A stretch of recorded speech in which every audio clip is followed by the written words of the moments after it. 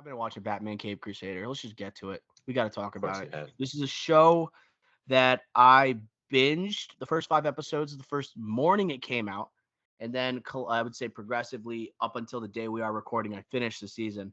And this is a highly anticipated series, one that initially was going to debut on Max, but then Zaslav sold it to Prime. And this is a series that had a lot of hype for a lot of different reasons. One, that it's Bruce Timm, who is like the overall, he's the creator of Batman the Animated Series, which holds a special place in my heart, in your heart, and the world's heart, right? With Kevin Conroy obviously just passing away, rest in peace. Batman the Animated Series is very fresh in everyone's mind. And along with that, you have J.J. Abrams and Bad Robot helping create this project, and none other than Matt Reeves, the director of 2022's The Batman and everything The Batman. He has his hands on this as well, and he's promoting it on his social media and everything. He really cares about it. Ricky Flex, before we get into it, 98% on Rotten Tomatoes, okay? There's a lot of hype going in. What were your expectations before checking out Cape Crusader? And how much have you seen so far? I said I watched the whole season. How much have you checked out? I checked out the first 6 episodes, and I'll say like it's not as good as the Batman animated series, and I wasn't expecting it to be as good. But seeing these reviews that were coming in, and then seeing the intro music pro like the intro what's it called, the title card with the song and everything, I'm like, damn, this has the look and feel of the Batman animated series. Bruce Timm back on the American the artist, animation artist and animator or whatever, he's here. And you went through all the other people, like this has the makings of like potentially like not maybe to that level but closer to that level. And I think once seeing the show again, I haven't finished it, I think it's back to like just below it, maybe a little bit further down the pecking order or further down that tier, maybe a tier in between that Batman animated series and this. There's like something in the middle. But I still really enjoyed it. Again, I'm going to finish it right when I have time. So Batman Cape Crusader is something where I was like, I want it to be as good as Batman the Animated Series, but I also thought like this does have to do something different. It has to attempt to be something different. Even with Bruce Timm, he was making comments today like, would he want to continue Batman the Animated Series? And he said like, no, we have to do something else. It's got to be drastically different. And they kind of have accomplished that. And whether every episode lands or do I think it has perfect writing, and do I love every new take on some iconic villains and characters? No, right? But they are taking a swing here for sure. And with Matt Reeves a part of it too, it's just it kind of fit well because this Batman, it's like it seems like he's very young. He's not exactly getting the suit for the first time, right? It seems like it's like year two Batman, similar to a story we just saw Matt Reeves tell with the Batman. And along with that, um, the characters, I mean, Harley Quinn is in this, but like Harley Quinn has no connection to the Joker. I think it leans into like more of her and her psychiatry and like how she treats patients and how she uses that to turn into a villain of sorts.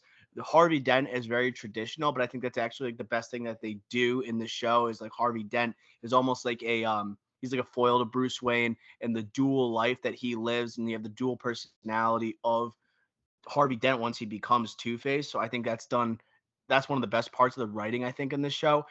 What else did I like about it, Ricky Flex? I think the setting really works. The setting, the 1940s. We're talking about taking a swing, making it look different.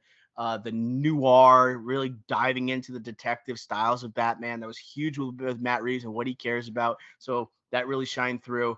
The the noir type of music that's always going throughout, lack of technology, great for the detective skills of Batman, really showcases it. I thought it was pretty good, Ricky Flex. What else do we want to talk about here? Any other influences you saw related to Batman the Animated Series from the first 6 episodes that you watched? Yeah, I just like to kind of piggyback what you're just saying there with the detective story. Like I agree with you on the setting, and I think that and concept would help with the detective aspect of Batman. But I'll say this, like at least for the first 6 episodes, I wish I saw a little bit more. I know they're quick episodes. You can't like dive in like an hour long like you would in like an HBO Sunday night or series or something like that, like you're going to see in the Penguin. And I know it's an animated 25 minute show, but I would like to see a little bit more of that. a little bit more detective, especially with the lack of technology, lack of a utility belt as a resource here. I don't know. That's just my personal preference. But then like the Batman animated series, I would just say the title card, the song, score, everything related to it, the quick like action shots with like the Batmobile, very similar to the Batman animated series. Lights Clear turning inspirations on. there. Mhm. Yep, exactly. So again, that look and feel of the Batman animated series for me, it's there. The tone, it's all there, just in a different way, a different spin. And I think that part of it, like I didn't like fall in love with this series at all, but I definitely am looking forward to the next couple episodes, even though again I didn't exactly fall in love with it.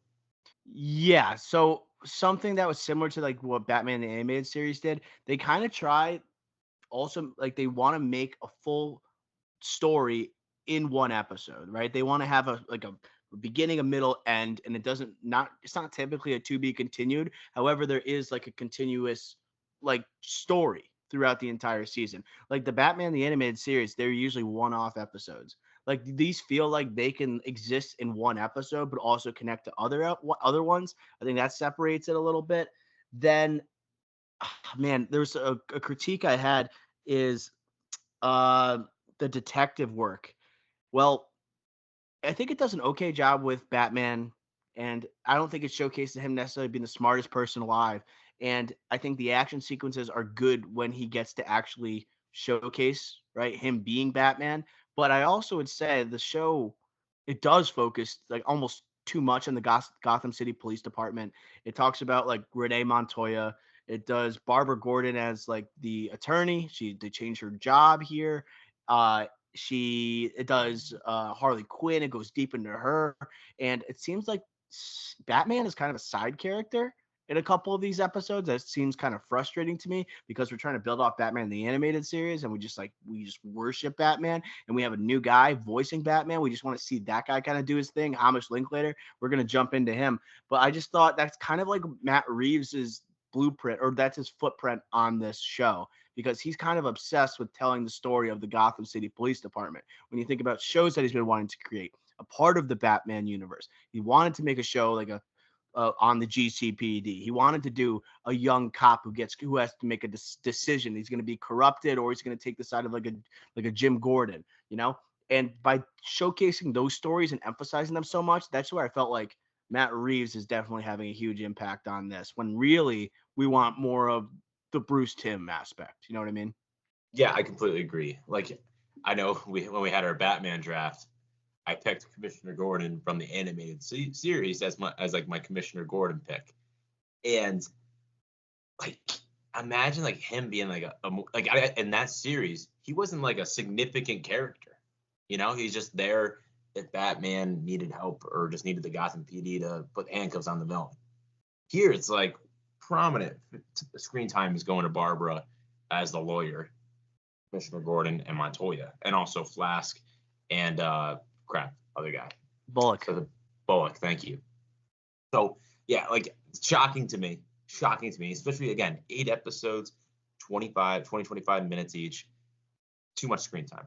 And that's a huge difference to the animated series like I just talked about versus this one. And the minor spoiler, the first episode, this show, it kind of tries to end with a bang where it's like, oh, Batman, he doesn't exactly come out on top. He doesn't win that fight. So it's like a one-off that exists, but it's like it tells us like this is a young, inexperienced Batman. You know, what ends up happening is that this world's Penguin, Oswalda Cobblepot, we'll get to Oswalda in a second, but she ends up blowing up the Gotham City Police Department at the end of the episode. And you're like, holy shit, like, wow, we have to return to this somehow. And then the show goes deeper on many members, like you talked about with Flash and with Bullock and Montoya, and they keep going into all these different characters. Yet the next episodes, they never again bring up how the Gotham City Police Department was blown up. You know, so that pissed me off when I was watching because this is a show you want to have one-offs, right? But you also want to have some continuity, and you want to dive into this part of the Batman lore with the GCPD. And it seems like you only care about talking about the characters, right? What they do in their off time, their relationships, but you go not focusing on like the bigger picture. something that's staring us right in the face. And so it seems like a simple question that needs to be answered. Like, if you were this character, wouldn't you be thinking about the place that you work just got blown to smithereens and like, what are we going to do now? You think that'd be a logical thing to do? That kind of pissed me off, Ricky. Yeah, like if the show stuck to the one-offs episodes where nothing, like literally nothing connected episode to episode, then I'd be like, okay, fine. You blow this episode, they blow up the Gotham PD. All right, fine. Police station, fine.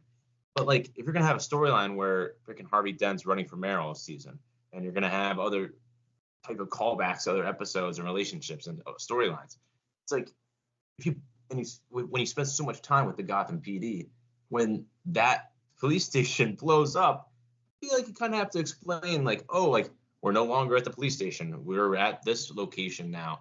No, it's like they are. I think they are at the police station in other episodes past episode 1. Yeah. Like it doesn't make sense. They never explain it. It just looks like a normal police station going forward. Like nothing at that it didn't happen. I don't know. Like again, it wasn't explained to us. That's just kind of the things like nitpicks where it's like it's meaningful because you're doing those storylines throughout a season of television. So just that kind of like disregard or like we don't care. That kind of says a lot to an audience. Yeah, speaking of the first episode, Oswaldo Cobblepot is the one who blows up the station. We have different takes on very iconic villains. And the Penguin, played by a woman this time, Oswalda. We have Clayface with a more accurate initial comic interpretation where he is an actor and he's not hurling clay at people. Instead, his like face is transformed and there's plastic surgery gone wrong, and he's a serial killer again, and he has the classic look that we see when he first debuted in the Batman comics, and hopefully something that we see potentially in a spin-off series for the Batman or even in the Batman sequel. And we see new characters. We see Onomatopoeia, right? This is the guy who's seems so perfect when you think about the 1966 Batman TV series. You think of the bam, pow, bam, poof, type of thing. He's actually saying it. But going back to like other interpretations, we have Barbara Gordon I talked about, right? She African American attorney. We have Alfred. We have plus size Alfred. We have Chonk. Yep. We have Chonk Alfred. And also Alfred, when he was calling him Pennyworth all the time, it was pissing me off. You can't call Alfred Pennyworth. Sign of disrespect. Sign of disrespect. But yeah, what are your thoughts on the different interpretations? Harley Quinn is also something else we talked about previously. Which do you think like these new versions of these characters worked? I think it works. Again, we also think of the setting, 1940s, neo noir, like the serial killer, like that works in the 1940s detective story that fits better versus something a little more like something that we've seen with Clayface before. And I think the show is trying to be more quote unquote grounded, so kind of doing less supernatural abilities. That helps with that. I think the Oswaldo thing, I thought it was a big swing, and I didn't think it was a disaster. But again, like you're touching an iconic character. We're about to get a Penguin television show on HBO next month. I don't know if this was the time to do that, but I don't know. Again, I appreciate the different takes on it. Go back to the Clayface though.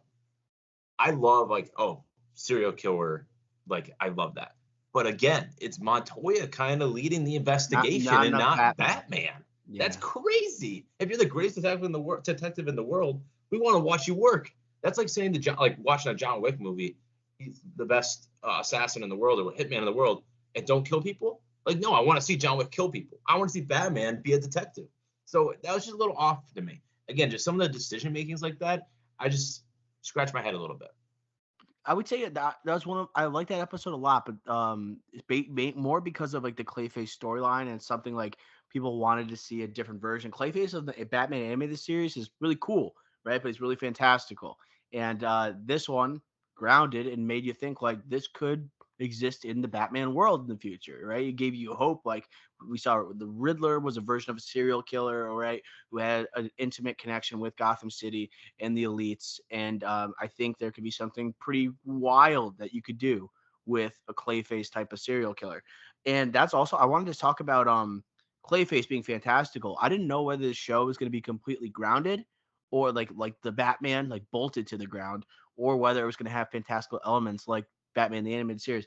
I think it had both, right? I don't know. You're only through 3 episodes, but you're going to see as you go on that this show is willing to accept the 1940 setting, but also it will have ghosts that show up. It will also have superpowered beings, that are a part of this show. So that's where it's like, yeah, not taking itself too seriously, but you still have like the Batman type of vibe to it. I kind of like that. And that's also something that could happen in the future with Matt Reeves if they decide to go supernatural, and if they decide to go superpowered beings, maybe it works. I don't know. It's hard to tell here. Um, what I also thought was funny, something that reminded me of the Batman. Batman walks a mile an hour in the show. In the credits were driving me insane, like how slow he was walking. It's almost like Matt Reeves heard fans complain how slow that Pattinson was walking. We're gonna make this Batman walk even slower. My God. No, you're right. Now thinking back on it, he does walk pretty freaking slow in this. Slow. I think he's doing it on purpose. He's messing with us at this point. If we're gonna stick with Batman for a second and like nitpicking voice, obviously Kevin Conroy, legend, rest in peace. This guy's pretty damn good. How I much think, Linklater? yeah, I think he's pretty good. My only qualm is that sometimes when he's Bruce Wayne, he has a Batman voice. As I kept watching this season, I was really trying to differentiate. There is one scene in the latter half of this season. It's like episode 9 or 10, and he goes into Batman voice like unknowingly as he's talking to Harvey Dent, and that's where he's dual faced, obviously, this Harvey Dent, and then he goes into his like dual personality as Batman. I thought that was like that's a really good written scene. Like that was a really cool moment. But that's where I saw the distinct. They were trying to make you realize how different he sounds. And when he's Bruce Wayne, he's much lighter, right? His octave goes up when he's speaking, but he turns into the little bit of the gravel, but not too gravelly. I actually like his voice a lot, and he has a lot of pressure on him. Like after obviously the Kevin Conroy playing the character for so long, the literal standard for the voice of Batman, just like Mark Hamill is with the Joker. It's going to be fascinating to see if the show continues, how he's going to be accepted by Batman fans. But I honestly think it's been a great turn so far. I'm a fan. I'm definitely like, again, that was a big question mark heading in. I approve. I approve. And another thing I want to just like bring up here. So Gotham, what city do you relate Gotham to? New York City, typically. Does this not give like there's a lot of Hollywood stuff in this show? I feel like we have Broadway in New York City. Like, I I feel like know, that's but this that's is more like, Clayface is more of like a Broadway guy than a movie star guy. I guess I got a lot of LA vibes throughout this season. I I know don't. that obviously the They could do a city. little bit better job with the identity of the city. Like just I because think they crime could happens too. doesn't. If just because there's tall buildings doesn't make it exactly Gotham City. You Exactly. know. Thank you. That's all I'm trying to say. I think that's like the one part of the setting where, yes, I like the 40s, the neo noir, the color scheme, tone, but as in tone, as in related back to the animated series, but make it a little bit darker, make it a little bit grimier, make it more like Gotham City and less, laid back LA and big buildings. Doesn't make it Gotham City.